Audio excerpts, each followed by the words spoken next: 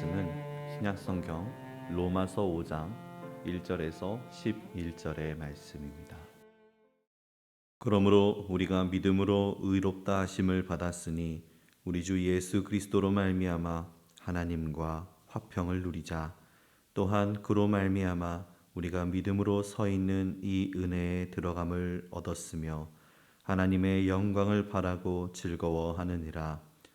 다만 이뿐 아니라 우리가 환난 중에도 즐거워하나니 이는 환난은 인내를, 인내는 연단을, 연단은 소망을 이루는 줄 알미로다. 소망이 우리를 부끄럽게 하지 아니함은 우리에게 주신 성령으로 말미암아 하나님의 사랑이 우리 마음에 부은 바 됨이니 우리가 아직 연약할 때에 기약대로 그리스도께서 경건하지 않은 자를 위하여 죽으셨도다. 의인을 위하여 죽는 자가 쉽지 않고 선인을 위하여 용감히 죽는 자가 혹 있거니와 우리가 아직 죄인 되었을 때에 그리스도께서 우리를 위하여 죽으심으로 하나님께서 우리에 대한 자기의 사랑을 확증하셨느니라. 그러면 이제 우리가 그의 피로 말미암아 의롭다 하심을 받았으니 더욱 그로 말미암아 진노하심에서 구원을 받을 것이니 곧 우리가 원수 되었을 때에 그의 아들의 죽으심으로 말미암아 하나님과 화목하게 되었은즉 화목하게 된 자로서는 더욱 그의 살아나심으로 말미암아 구원을 받을 것이니라. 그뿐 아니라 이제 우리로 화목하게 하신 우리 주 예수 그리스도로 말미암아 하나님 안에서 또한 즐거워하느니라. 아멘. 만나서 반갑습니다. 우리 김은신 목사님께서 저희 교회에 오셨는데요. 마이크를 한참 올리시더라고요. 벌써 거기서 제가 압도가 돼가지고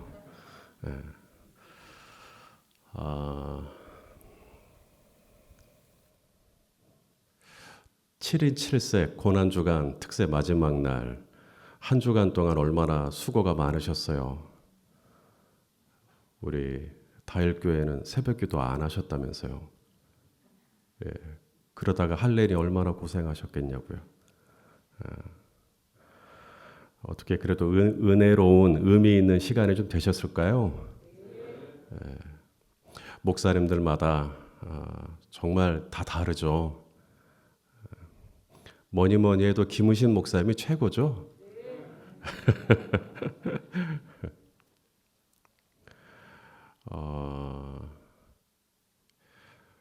저희 교회도 제가 최고라 그래요.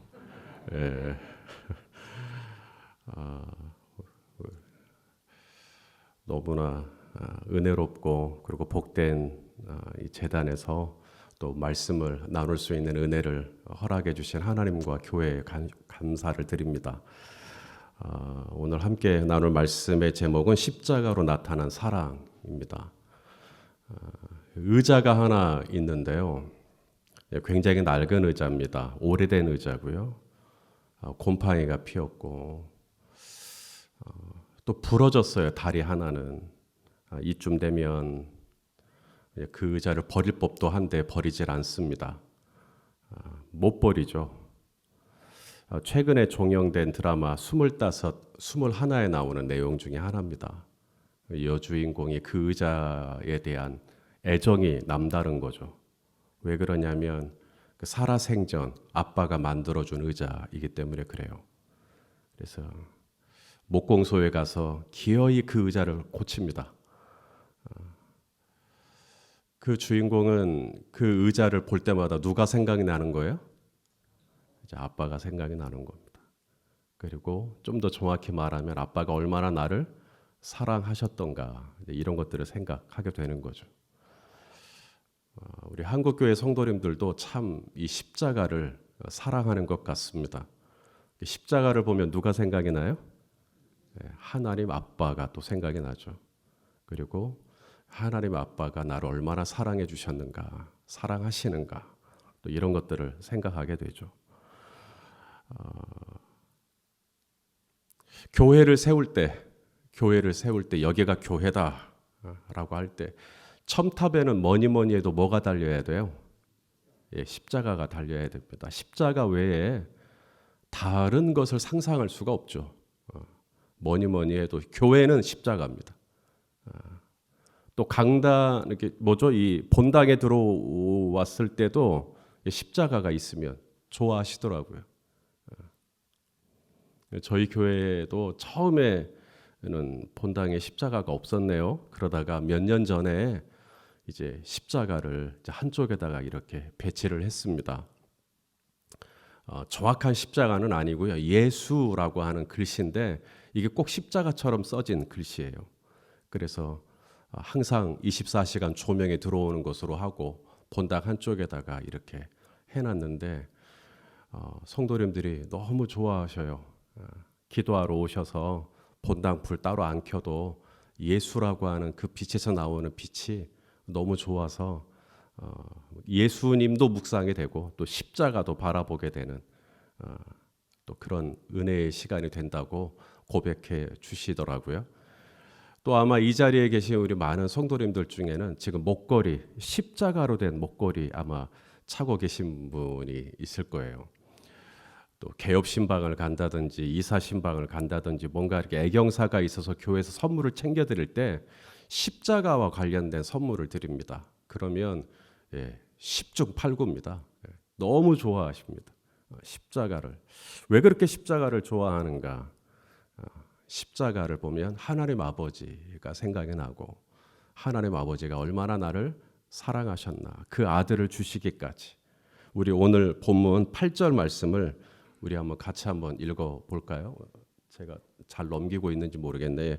자, 8절 같이 읽겠습니다. 시작. 우리가 아직 죄인 되었을 때 하나님께서 우리에 대한 자기의 사랑을 확증하셨느니라. 아멘. 십자가는 하나님께서 우리 한 사람 한 사람을 향한 당신의 사랑의 확증이라고 말씀하십니다. 우리가 하나님께 가끔 그렇게 물을 때가 있는 것 같아요. 하나님 정말 저 사랑하시는 거 맞아요? 근데 하나님께서 십자가를 딱 보여주시는 거죠. 이게 내가 너를 향한 나의 사랑의 확증이란다. 내가 얼마나 너를 사랑하는지. 다른 설명이 필요가 없어요. 이거면 돼요. 도마가 그런 얘기를 하잖아요.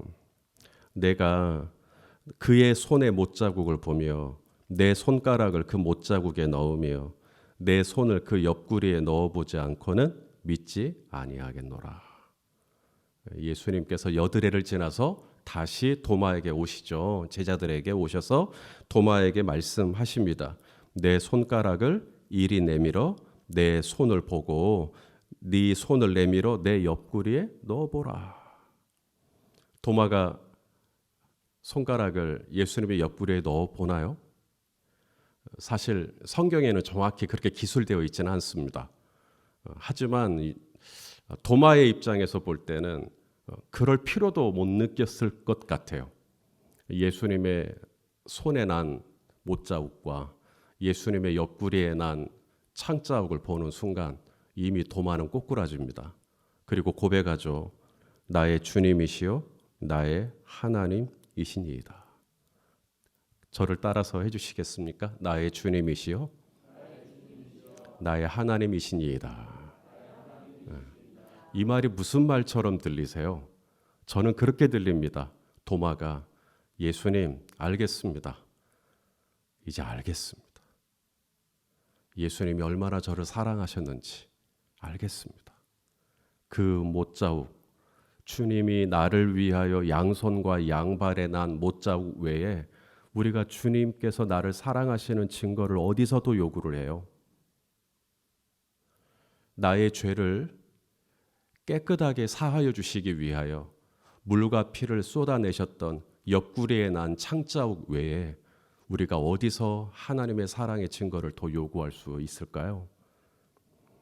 우리가 하나님의 사랑을 보여달라고, 알려달라고, 가르쳐달라고, 깨닫게 해달라고 때를 쓰고 응석을 부릴 때 하나님께서 보여주시는 증거는 이거예요. 내가 너를 이만큼 사랑한다. 우리가 십자가를 바라보는 이유가 있는 것 같아요. 우리 성도님들께서 십자가를 참 좋아하시는 이유 중에 하나가 평안입니다. 평안. 십자가를 바라볼 때 저와 여러분의 마음이 평안해지는 거죠. 우리 오늘 본문 1절 말씀을 우리 같이 한번 읽어볼까요? 1절 시작. 그러므로 우리가 믿음으로 의롭다 하심을 받았으니 우리 주 예수 그리스도로 말미암아 하나님과 화평을 누리자. 예수 그리스도의 십자가로 나하고 하나님 사이에 뭐가 이루어졌어요? 화평이 이루어졌다 이 말입니다. 이 화평이라고 번역한 이 단어는 원어로는 에이레네, 평안을 의미합니다.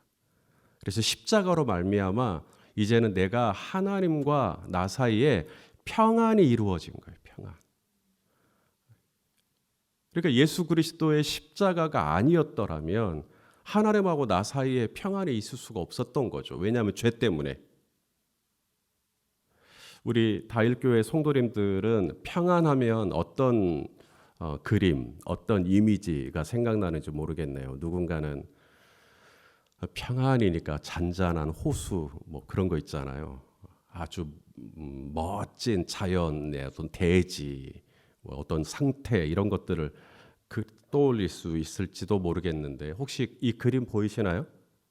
예, 잭 돌슨이라고 하는 이 화가가 그린 그림인데요. 이 그림을 좀 보시면 어떤 것들이 눈에 띄시는지 모르겠어요. 저쪽에 먹구름이 좀 보이고 그리고 천둥 번개가 치는 게 좀 보이십니까? 예, 천둥 번개가 치고 물살이 고요하게 흘러요. 아주 거칠게 흘러요. 예, 굉장히 거칠게 그리고 싸납게 흐르는 게 보이시죠? 그리고 바위들이 둥글둥글하게 생겼어요. 아니면 깎아질렀어요. 예, 굉장히 그렇게 거칠고 투박하게 보이죠. 그리고 보이실지 모르겠습니다만은 중간중간에 이 버들나무 가지도 이렇게 흔들리는 것처럼 일부러 효과를 그렇게 내놨습니다. 화가가. 어떤 것을 봐도 이 그림은 이 평안의 이미지는 아니죠. 하늘도 시커멓고 떨어지는 물살도 아주 세고 바위는 얼마나 또 아프고 그런데 사실 이 잭 돌슨 화가가 이 그림 속에서 가장 강조하고 싶은 건 잘 안 보이시죠? 저기 한 가운데에서 살짝 밑으로 내려오면 조그만 하얀색 조그만 거 하나 보이실까? 여기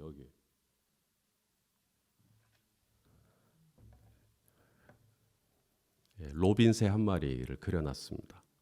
그리고 나서는 이 그림에 이름을 붙이기를 Peace in the Storm, 폭풍 속에서의 평안이라고. 이 로빈새의 주변 환경은 어떻습니까? 너무나 위험천만해 보이죠.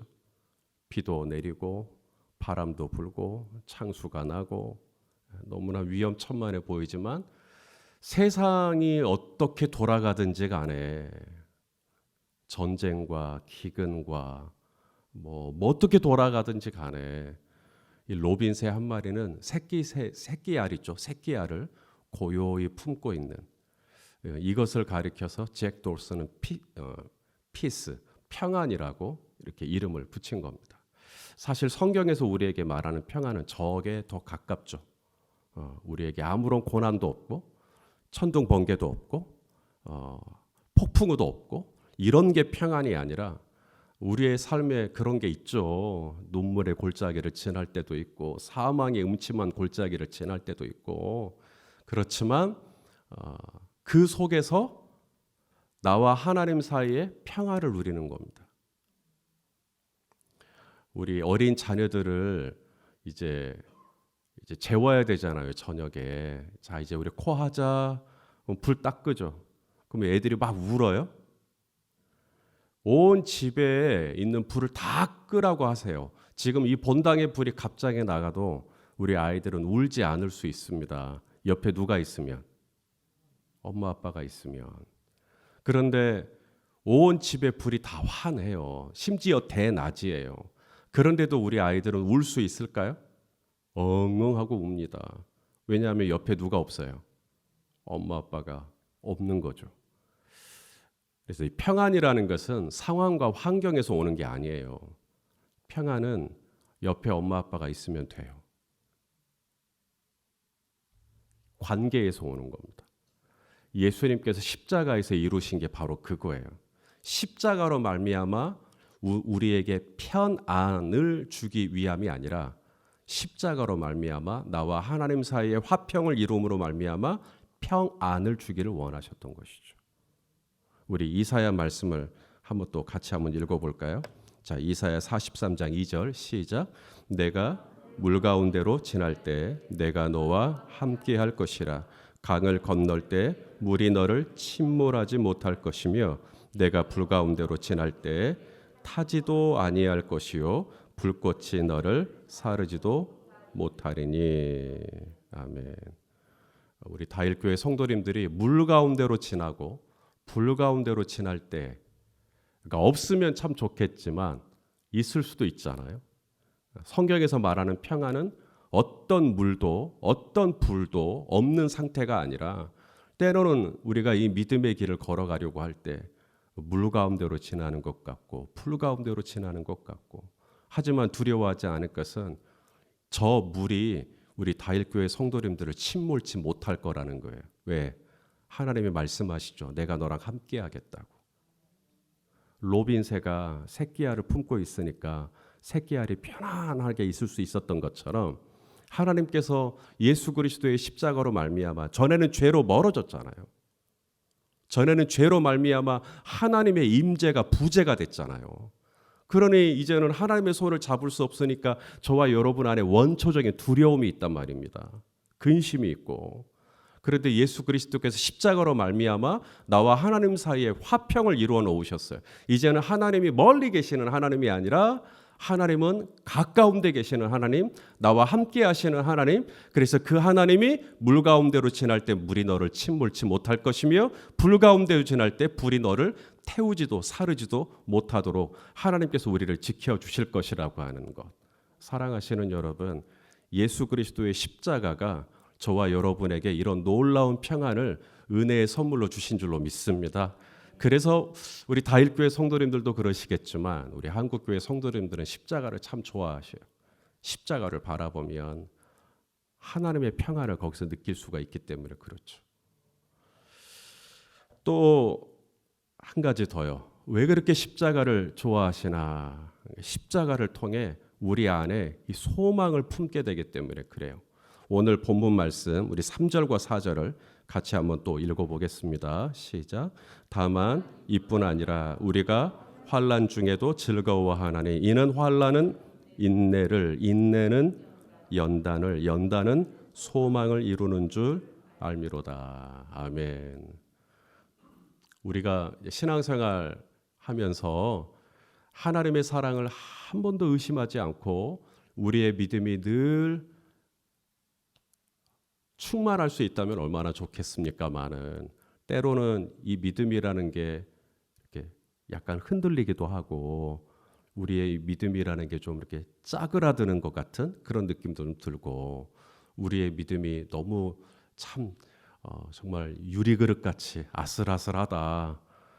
왜 그럴까요? 왜 우리의 믿음이 항상 이렇게 충만하지 못하고 왜 이렇게 기복이 있고 그럴까? 저는 많은 이유가 있겠지만 그 중에 하나가 환난이라고 생각합니다. 이게 성도님들의 삶에 어려움이 오잖아요. 이 어려움이 빨리 해결되면 좋겠는데 이게 해결이 잘 안 되는 거죠. 아무리 기도를 해봐도 작전 기도를 뭐 한다든지 금식 기도를 한다든지 철야 기도를 한다든지 뭔가 이렇게 기도를 해보는데 이게 문제가 빨리 해결이 되지 않는 것 같을 때, 뭔가 상황이 호전되지 않는 것 같을 때, 나는 나름 하나님 앞에 애를 쓰는데 나의 상황은 점점 더 악화되는 것 같을 때, 그럴 때 우리 안에 의구심이 들죠. 정말 하나님이 나를 사랑하시는 게 맞나? 정말 하나님이 내 기도 들으시는 게 맞나? 제가 열린 베델교회를 이제 개척을 했는데요. 벌써 18년이 됐네요, 올해. 저는 신학대학교를 다니는 동안에 한 번도 교회를 개척해야겠다라는 생각을 해본 적이 없었어요. 교회를 개척하는 것은 졸업 이후에 저의 진로 중에 제가 선택할 수 있는 옵션 중에 개척은 없었습니다. 저는 신학 공부를 더 하고 싶었고 그래서 남아공으로 갔습니다. 그래서 남아공에 이민 가방 2개 들고 아내랑 같이 새방에 살면서 이제 스텔렌보시 또 신학대학교에서 이제 공부를 해야지 이러고 있었어요. 1년이 지났을까? 정확히는 13개월이네요. 13개월 됐을 때 하나님이 느닷없이 고국으로 돌아가서 교회를 개척하라는 감동을 주셨습니다. 하나님의 사인을 구했고 하나님은 너무나 강력하게 사인을 주셨어요. 그래서 제 아내랑 같이 두 손 두 발 들고 다시 한국으로 짐 다시 싸들고 돌아와서 이제 교회를 개척을 했습니다. 그때 제 나이가 불과 34밖에 안 됐어요. 그 젊고 아직은 뭘 모르는 어리버리한 이 젊은 목회자를 데리고 와서 교회를 개척을 시키실 때는 하나님께서 이 교회에 보내주실 영혼이 되게 많이 준비가 됐나 보다라고 생각을 했어요. 준비는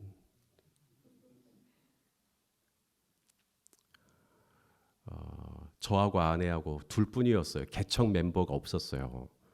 그냥 믿었다니까요. 하나님이 되게 많이 보내주실 줄 믿고 했는데 한국교회 개척교회 이 현실은 굉장히 냉담합니다.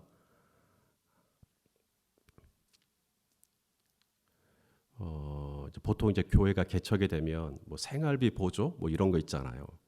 근데 저는 그런 것도 없었어요. 그때 저희 쌍둥이가 태어났습니다. 결혼을 하고 6년 만에 이제 쌍둥이를 품에 안았죠. 얼마나 좋았는지, 행복했는지, 꿈만 같았는지. 하지만 현실은 분유값을 걱정해야 했고 기저귀 값을 걱정해야만 했습니다. 제 부모님께도 손 안 벌렸거든요. 그리고 철저하게 하나님의 공급하심을 바라면서 그냥 엎드렸습니다. 교회 상황도 여의치가 않았어요. 1절에도 얘기했었던 것 같은데 저희 교회가 상가 2층에 있었습니다. 1층이 실내 포장마차였어요. 실내 포장마차. 지하가 노래방이었고 그리고 저희 교회 위에 3층이 호프집이었습니다. 그러다 보니까 이 사람들이 이렇게 오르락 내리락 하면서 그 가운데 있는 여기가 제일 좋은가 봐요. 교회가 깨끗하잖아요. 주변이. 거기가 가장 좋은 안락한 화장실인 줄 알고 이제 거기서 이제 실내도 하고 오바이트도 하고 새벽이면 아내랑 같이 한 손에는 성경을 한 손에는 신문지를 들었는데 그 토삼을 치우려고 이제 그랬던 겁니다. 하나님이 정말 저를 사랑하시는 건 맞나요? 하나님이 저에게 교회를 개척하라고 말씀하신 게 맞나요? 제가 제대로 들은 게 맞나요? 아니 정말 하나님이 나를 사랑하시고 그래서 교회를 개척하라고 하셨다면 교인이라도 좀 보내주시지. 제 아버지가 그래요. 내가 봐도 네 교회 너무 안 된다. 정말 아무도 없었어요. 이야. 아니면 돈이라도 좀 물질적으로 재정적으로라도 좀 그런 걱정을 하지 않도록. 근데 그것도 없었어요. 뭐 교회 환경이라도 조금. 근데 그것도 녹록지는 않았어요. 그래서 새벽마다 기도한다고 이렇게 엎드리면 탄식밖에 안 나오는 거예요. 이 34세 이 조그만한 이 목사가 할 수 있는 일은 하나님 앞에 은석 부리는 것밖에는 칭얼칭얼 거리는 것밖에는.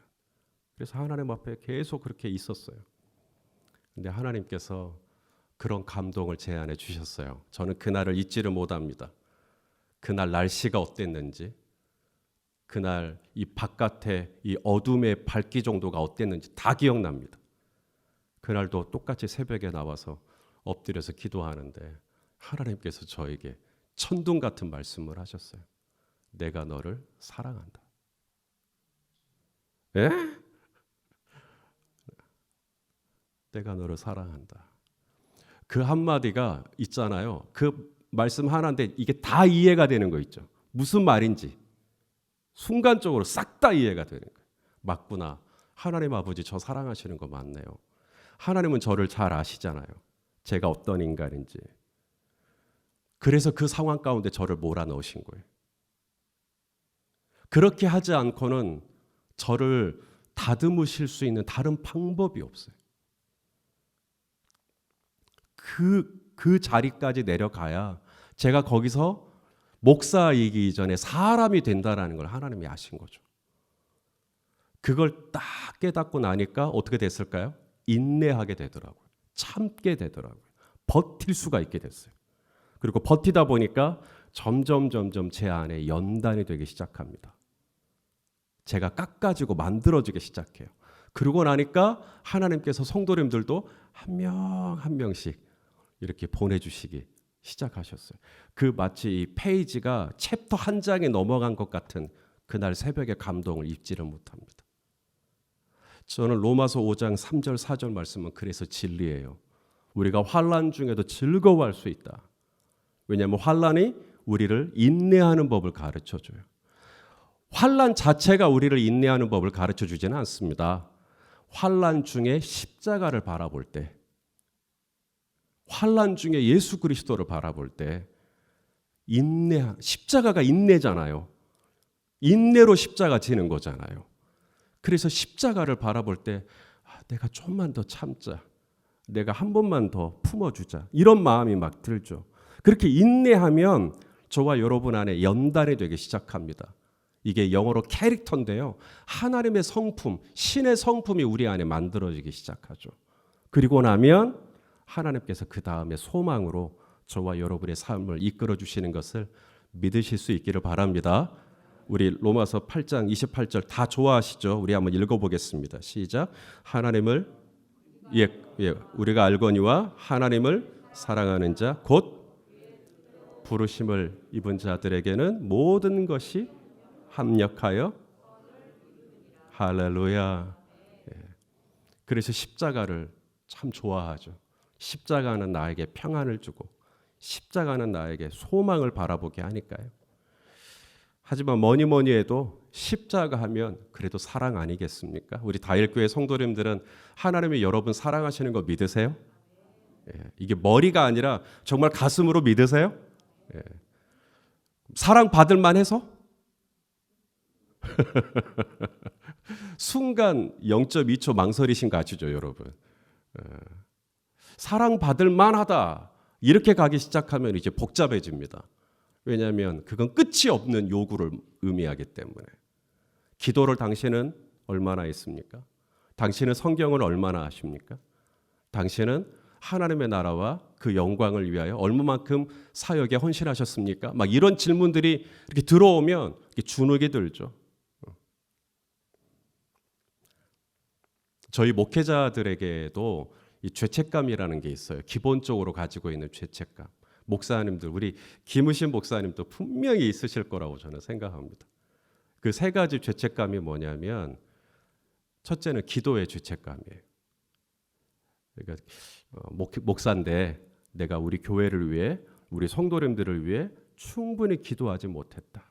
어제도 이제 코로나 확진 걸린 성도님들을 파악을 했어요. 저희 교회가 지금 매주 20가정 이상씩 계속 지금 나오고 있는 상황이어가지고 어제도 몇 가정이나 지금 확진을 걸렸는지 파악을 해보니까 그러면 이 목회자인 제 마음속에 제일 먼저 훅 들어오는 게 있죠. 네가 기도 안 해서 그래 이런 거. 근데 기도라는 게 하면 할수록 고파요. 하면 할수록 메마르고 목마르고 우리가 하루 24시간 중에 한 10시간 정도 호흡하고 나면 나머지 시간은 충분히 숨을 안 쉬어도 괜찮나요? 그게 아니잖아요. 계속해서 우리가 쉬지 않고 기도를 하는 것처럼 쉬지 않고 숨을 쉬는 것처럼 이 기도라는 게 하면 할수록 모자라요. 그래서 저도 그렇지만 많은 목사님들이 가지고 있는 첫 번째 죄책감. 만약에 누가 목사님 옆구리 쿡 찌르면서 목사님 하루에 기도 얼마나 해요? 물으면 쥐구멍에라도 들어가고 싶어요. 또 하나 말씀에 대한 죄책감이 있습니다. 이 말씀이라는 게 우리 목사님들이 정말 말씀 많이 보시고 말씀 연구도 하시고 또 묵상도 하시고 그런데 우리 성도님들도 아시겠지만 말씀이라는 게 보면 볼수록 달라요? 똑같아요? 예, 제 질문이 어려워요? 이 말씀이라는 게 보면 볼수록 그게 그것이에요? 아니면 정말 달라요? 어제 본 말씀인데 오늘 또 보면 또 다시 의미가 달라지는 게 말씀이에요. 이 말씀의 깊이와 너비와 높이를 측량할 수가 없어요. 그러니 목사님 말씀 얼마나 알아요? 이렇게 쿡 찌르고 들어오면 할 말이 없어요. 내가 10년을 공부했든 30년을 공부했든 내가 학위를 가지고 있고 내가 얼마나 책을 많이 썼든 하나님의 말씀의 그 깊이 앞에 압도가 돼가지고 이 말씀에 대한 죄책감이 있어요. 내가 더 말씀을 알아야 되는데 우리 성도님들이 혹여라도 주일날 은혜 못 받고 돌아가시면 내가 말씀 묵상에 너무 얕았나 보다. 내가 준비를 덜 했나 보다. 막 이런 죄책감이 있습니다. 뭐니 해도 가장 큰 죄책감은 사랑에 대한 죄책감이에요. 요한의 아들 시몬아, 네가 나를 사랑하느냐. 그 주님의 그 질문 앞에 고개를 들 수가 없는 것이죠. 내가 주님을 사랑하는 줄 주님이 아시나이다. 내 어린 양을 먹여라. 내 양을 쳐라. 내 양을 먹여라.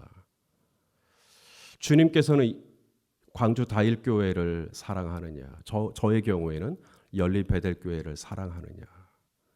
그러라고 저에게 이 목사라고 하는 이 목회자의 직분을 저에게 주셨지만 과연 내가 얼마만큼 우리 교인들을 사랑하고 내가 얼마만큼 애정을 쏟고 있는가라고 하는 이 질문 앞에 설 때 늘 고개가 떨구어집니다. 죄책감이 있어요. 성도님들이 지금도 오늘도 기도하시는 중에 아프신 분들을 위한 기도를 잠깐 언급하셨는데요. 저희 교회도 항암 치료 중이신 분도 계시고 뇌졸중으로 쓰러지신 분도 계시고 그러면 이게 제 안에 내가 얼마나 참 사랑이 없는 목사인가, 내가 얼마나 사랑이 참 부족한 목사인가, 이게 기본적으로 깔려 있어요. 기도도 그렇고 말씀도 그렇고 사랑도 그렇고. 그러니까 하나님이 나를 사랑하시는 건 알겠는데 인지적으로는 알겠는데 내가 그럴 만한 자격이 되나? 라고 하는 질문 앞에 서면 아니죠. 그런데 성도 여러분, 나는 정말 사랑받을 만한 자격이 없다고 느낄 때 그때 어떻게 하셔요? 그때 성도가 할 수 있는 탈출구는 딱 하나밖에 없습니다. 이거요. 십자가밖에 없어요. 십자가를 바라보잖아요. 그러면 십자가에서 이렇게 말씀하십니다. 6절 말씀이에요. 우리 6절 읽어볼게요. 시작. 우리가 아직 연약할 때 기약대로 그리스도께서 경건하지 않은 자를 위하여 죽으셨도다. 할렐루야. 여러분, 세상은 내가 약할 때 사랑해요? 내가 강할 때 사랑해요? 세상은요? 강할 때죠. 나에게서 뭔가 취할 게 있을 것 같을 때 내 주변에 있는 거예요. 내가 강할 때, 내가 힘이 있을 때, 내가 영향력이 있을 때 그때 내 옆으로 줄을 서거든요. 그런데 하나님은 정반대예요. 내가 약할 때. 여기서 이 약하다라는 말은 원어로는 완전히 무력한 상태를 말합니다. 힘이 다 빠져가지고 기도하고 싶죠. 나도. 근데 기도가 잘 안 돼요. 나도 말씀 보고 싶죠. 말씀 더 알고 싶죠. 더 탐구하고 싶죠. 근데 이게 잘 안 돼요. 저도 사랑하고 싶어요. 우리 성도님들 생각하면 더 뜨겁게 사랑하고 싶어요. 그런데 그게 잘 안 되는 거예요. 연약하니까. 뭐 어떻게 제가 숨을 쉬어요. 하고는 싶은데 잘 안 되는 이 딜레마 속에서 제가 어떻게 숨을 쉬냐고요. 오호라, 나는 곤고한 사람이로다. 이 사망의 몸에서 누가 나를 건져내랴. 이 탄식 속에서 내가 숨 쉴 구멍은 십자가밖에 없습니다. 십자가를 바라볼 때 세상에서 들을 수 없는 메시지를 저에게 줘요. 네가 연약할 때, 네가 그렇게 초라할 때, 네가 그렇게 아슬아슬할 때 나는 너를 사랑한다. 우리 8절 말씀도 같이 읽을까요? 8절 시작. 우리가 아직 죄인 되었을 때 그리스도께서 우리를 위하여 죽으심으로 하나님께서 우리에 대한 자기의 사랑을 확증하셨느니라. 아멘. 우리가 아직 뭐예요? 우리가 의인이어 가지고, 우리가 착해 가지고, 우리가 경건해 가지고 나를 위해 죽어 주신 게 아니라는 거예요. 그러니까 우리가 하나님의 사랑을 받으려고 경건하고, 하나님의 사랑을 받으려고 더 선한 일을 해보려고 하고, 하나님의 사랑을 얻기 위해서 내가 노력할 필요가 없다는 겁니다. 하나님은 내가 어떠하기 때문에 나를 사랑하시는 게 아니라, 세상은 그래요. 세상은 기브 앤 테이크입니다. 철저하게. 내가 어떠한가를 보고 나서 나를 사랑할지 말지를 결정을 해요. 하지만 우리 하나님의 사랑은 그렇지 않아요. 하나님의 사랑은 우리 다일교회 성도님들이 얼마나 약하든지, 얼마나 무력하든지, 얼마나 실패했든지, 얼마나 좌절했든지, 얼마나 부족하든지, 얼마나 모자라든지 상관없이 우리 하나님은 당신의 아들 예수 그리스도를 십자가에 내어주심으로 우리 다일교회 성도님들을 향한 우리 하나님의 사랑을 확증하여 주신 줄로 믿습니다. 이게 십자가의 사랑이에요. 십자가로 나타난 사랑입니다. 물 가운데로 지날 때, 불 가운데로 지날 때, 사망의 음침한 골짜기를 지날 때, 사랑하는 아들아, 딸아, 내가 너와 함께할 것이다. 물이 너를 침몰치 못하도록, 불꽃이 너를 사르지 못하도록 내가 로빈새가 그 새끼알을 품듯 내가 너를 꼭 안아주겠다. 십자가로 말미암아 멀어졌던 하나님의 임재가, 하나님의 부재가 이제는 나에게 친밀하게 다가오는 하나님의 임재로 바뀌게 된 것이죠. 이제는 불이 다 꺼져도 엄마 아빠의 손을 잡고 새근새근 잠든 어린아이처럼 우리 다일교회 성도님들도 십자가를 통하여 평안을 얻게 된 줄로 압니다. 환난 중에 인내하는 법을, 인내하는 가운데 하나님의 성품으로 깎아지고 마침내 저와 여러분을 향한 하나님 나라의 소망이 이루어질 수 있도록 저와 여러분의 삶을 이끌어 주실 줄로 믿습니다. 그러므로 다일교회 성도 여러분, 십자가를 바라보십시오. 기도가 안 나오거든, 아따 오늘 기도발 안 서네 하고 돌아가지 말고 그냥 그 앉은 자리에서 십자가를 가만히 바라보세요. 그것도 기도입니다. 십자가를 바라보는 것만으로도 하나님의 사랑, 하나님의 평안, 하나님의 소망이 우리 다일교회 전체 공동체를 포근하게 감싸주시기를 예수님의 이름으로 축원합니다. 기도하겠습니다. 하나님, 고난주간 특별 새벽 기도회를 가질 수 있도록 이번 한 주간 우리 한 사람 한 사람을 불러 모아주시고 십자가 아래에서 은혜를 허락하여 주신 것 진심으로 감사합니다. 우리 다일교회, 우리 공동체가 정말 십자가를 바라볼 때 하나님이 허락하시는 하나님 나라의 평안이 충만할 수 있도록 그 삶과 일터 위에 은혜를 베풀어 주시옵소서. 지금 말로 다 할 수 없는 환난의 골짜기를 지난다 할지라도 그 속에서 인내하고 연단되고 마침내 소망이 이루어지는 것을 다 함께 목도할 수 있도록 은혜를 허락하여 주시옵소서. 또 연약하고 또 무력하고 또 실패할지라도 변함없이 나를 향하여 사랑하신다고 말씀하시는 그 하나님의 사랑을 붙들고 또 일어나 나에게 허락한 이 십자가의 길, 제자의 길, 믿음의 길을 걸어가는 우리 다일교회 성도님들 다 되게 하여 주옵소서. 예수님의 이름으로 기도하옵나이다.